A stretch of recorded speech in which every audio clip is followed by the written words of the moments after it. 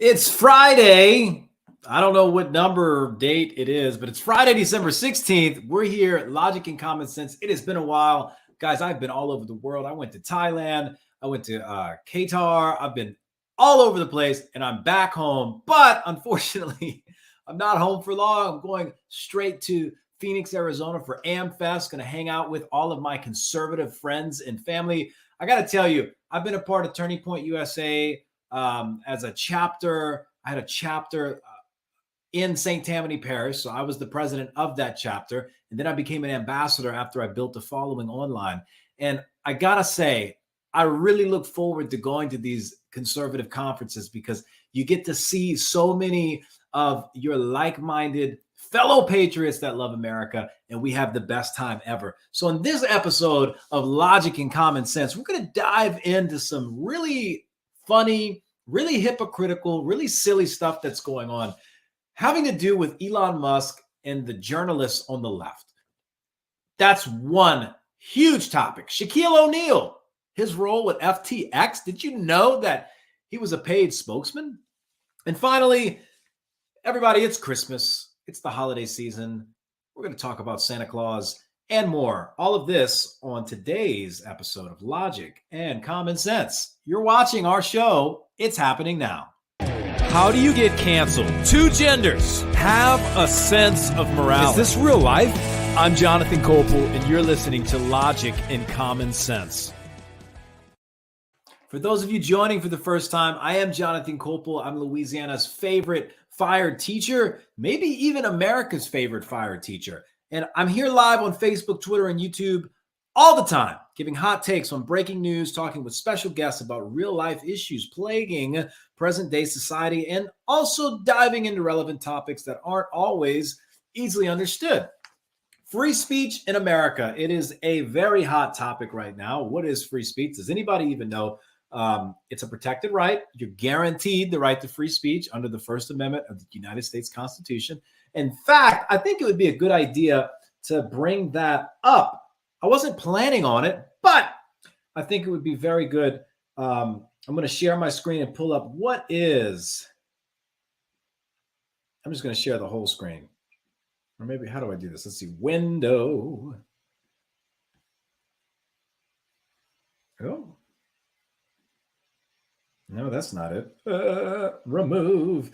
But anyways, as soon as I figure this out, we're going to dive into the freedom of speech. But obviously, as you all know, the left is losing their marbles over Elon Musk. They're totally losing their marbles. Why? Because he's promoting actual free speech in America. Free speech on Twitter, free speech on the internet. And the left does not like that. So where do we get this right to free speech from? Why is it the First Amendment of the U.S. Constitution? And why is it a protected right? Many people have no clue, but it's very important. So here we go. Let's dive into this. We'll go to, here we go, whitehouse.gov, because they're always honest. Oh my God. Well, this is their summary of it, right? The First Amendment provides that Congress makes no law respecting an establishment of religion or prohibiting its free exercise. It protects freedom of speech, the press, assembly, and the right to petition the government for redress of grievances. That's not exactly what I was hoping for. I want to get the actual text so you know why the left is so upset. Here we go. Amendment 1. Oh, I don't want to make a donation. Who wants to make a donation? Congress shall make no law respecting an establishment of religion or prohibiting the free exercise thereof, or abridging the freedom of speech, or of the press, or of the right of the people peaceably to assembly and to petition the government for a redress of grievances. So part of our American experience is that we have a right to free speech. We used to have a public square. That used to be a thing. We don't go out much anymore. You don't see people standing on the corner saying, hear ye, hot on the press. The internet is where speech takes place. Today, it's on social media. That's where all the ideas are shared. That's where all the debate takes place. That is where our speech is happening in America. Is it owned by private corporations? Well, actually, it is. Does it give them the right to censor people unequally? Absolutely not. And we're going to take a look at Elon's latest Twitter feed, because every time this guy posts something on Twitter, the left loses their minds. I mean, it is absolutely ridiculous. All right, Elon. Oh, wait, this is the homepage. This is my homepage. Oh, by the way, look at this. Mike Lindell is back.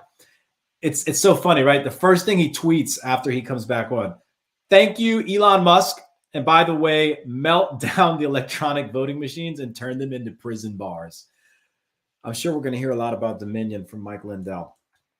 But let's go to Elon Musk. And he's trending as usual. Like, he's got 121.7 million followers. I mean, that is absolutely ridiculous. Recently, he doxed the accounts of a bunch of journalists because they posted his real-time location. So here's his tweet about this, right? If anyone posted real-time locations and addresses of New York Times reporters, FBI would be investigating, and there'd be hearings on Capitol Hill, and Biden would give speeches about the end of democracy. These journalists posted Elon's real-time location, and Elon even said that he had his kid with him. So as per usual, the internet is freaking out. So he does a poll. He gets a lot of votes. He redoes the poll. Got over 3 million votes on should he give them their account back for violating Twitter policy, which he says they did. They said that they don't. They said that their free speech was violated. And people on the left are just going crazy because they think that you shouldn't dox accounts. They're saying that taking accounts off is unconstitutional, it's a threat to democracy, the world's going to end. But the left, what they're not remembering is for the past 6 years, maybe 7 years, they've been censoring every conservative voice that has been on the internet.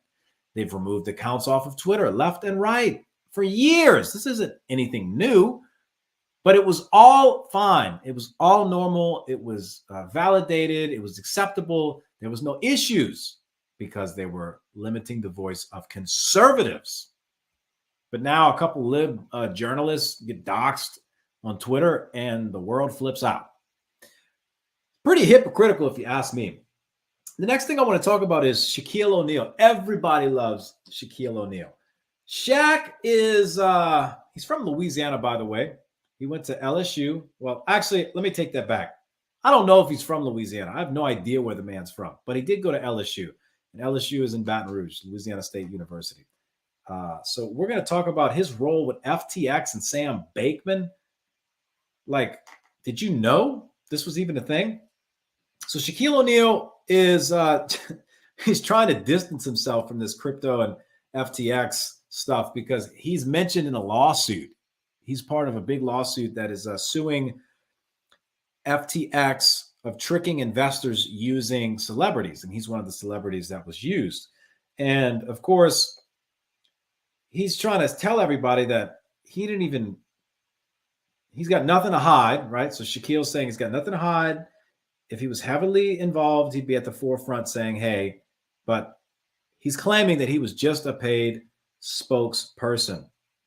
But he also said not long ago that he's going to he doesn't understand crypto and that he's probably going to stay away from it.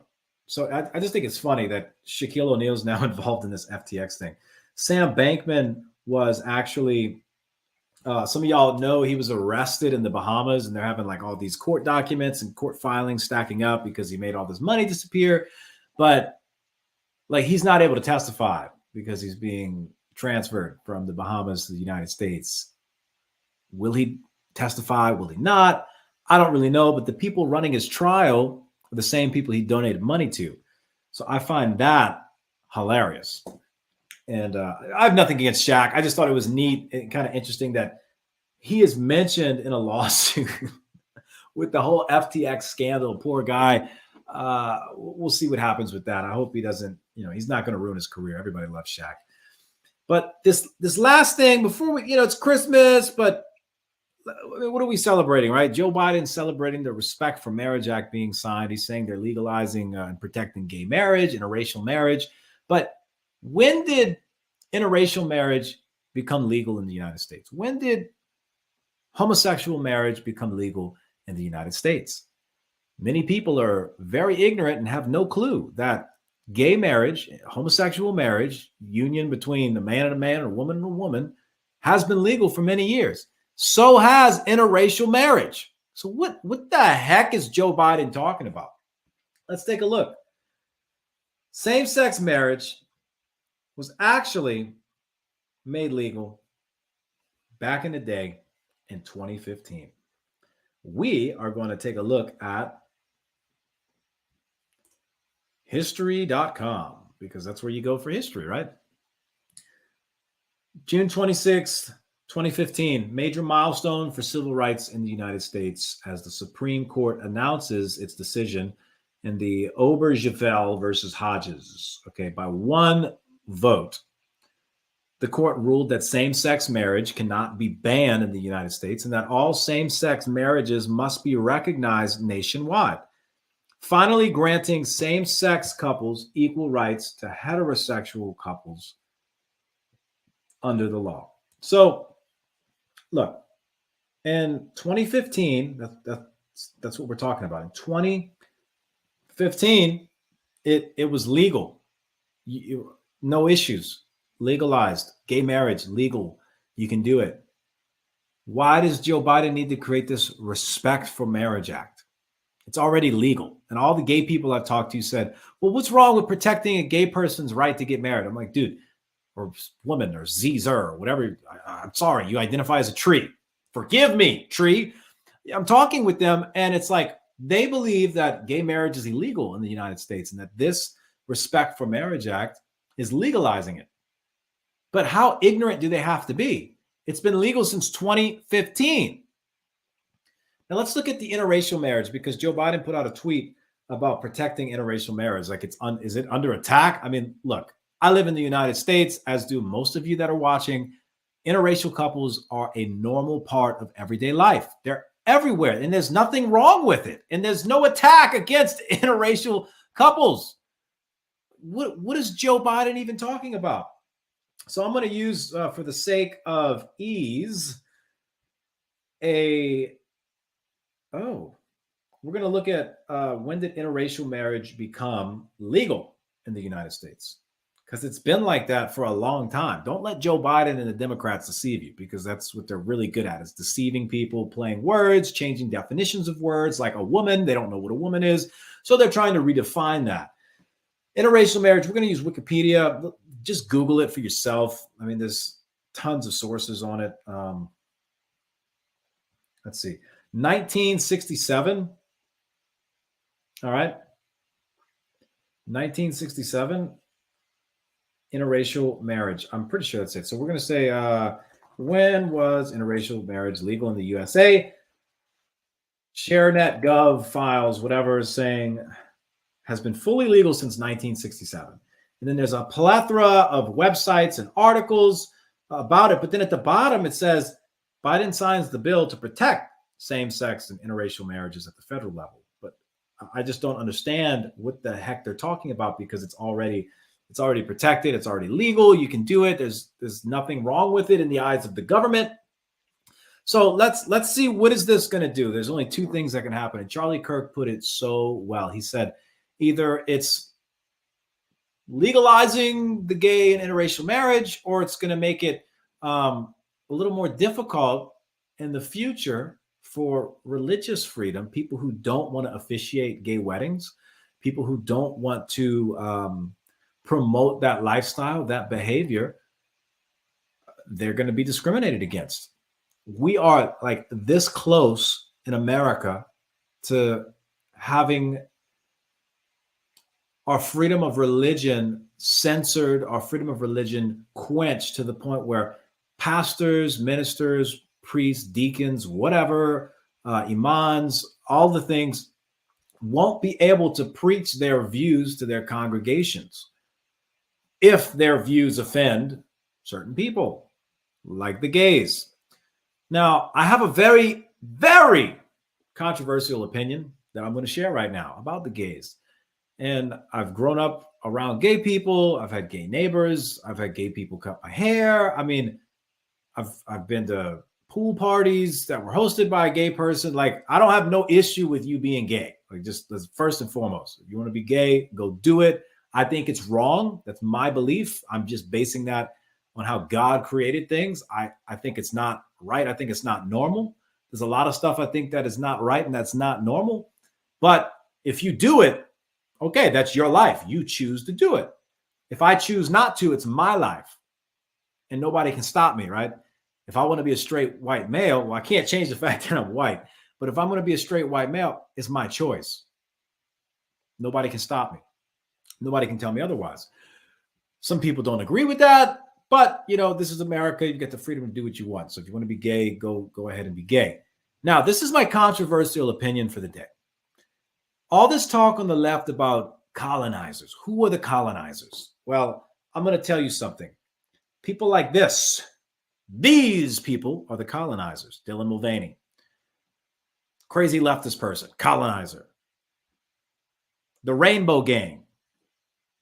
They are literally colonizing society to conform to their beliefs. And if you do not conform to their beliefs, their way of life, if you do not accept them, if you do not like them, they punish you, they cancel you, they shut down your business, they shut down your online media channels, they shut you out of society.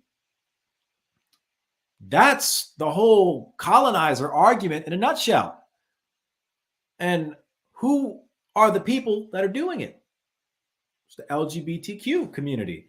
In fact, I'm going to pull up this video from a couple years ago, but it was Zimbabwe's president. And he was getting upset because like the West was trying to colonize Africa, of all places, right? White people telling Africans what to do. Like, who would have thought that happens in present day society?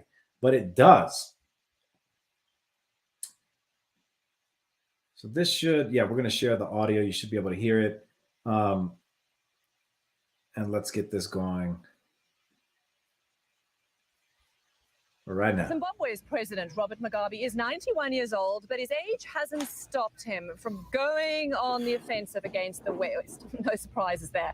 His speech to the UN General Assembly harped on some familiar themes. We equally reject attempts to prescribe new rights that are contrary to our values, norms, traditions, and beliefs. We are not gays. Wow, that really sums it up. I mean, it's that simple, right? We are not that. And so stop trying to push this on us. Stop trying to push your beliefs on us. This is the same argument that was pushed in the public school systems when they removed prayer from school and God out of school. They said, we don't want your beliefs pushed on us. So they removed it completely.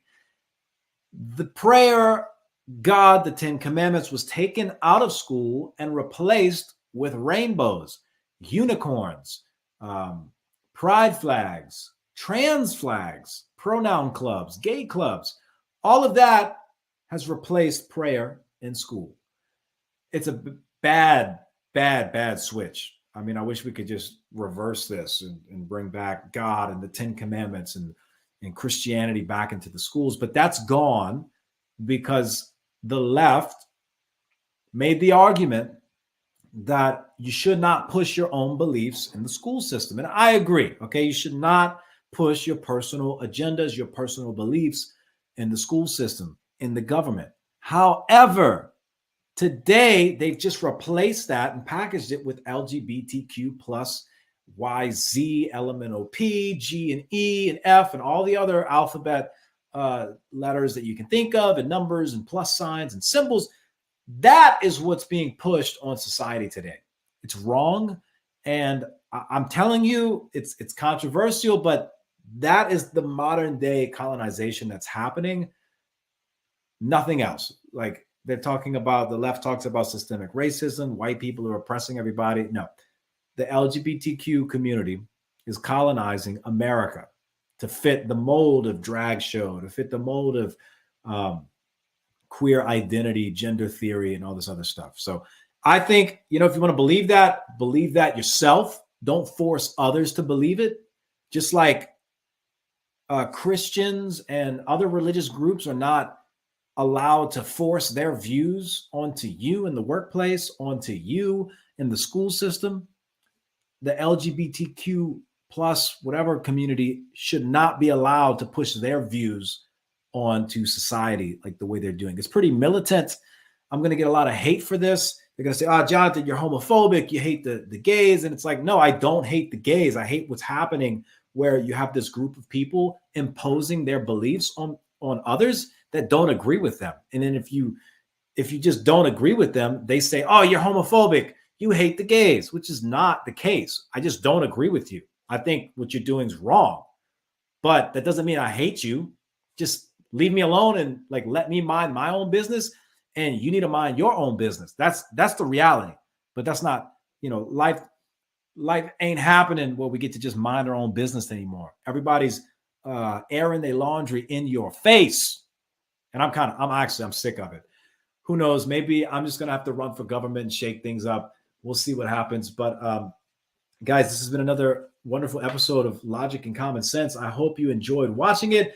I hope my shows don't get taken down. I never really know what's going to happen. The censorship.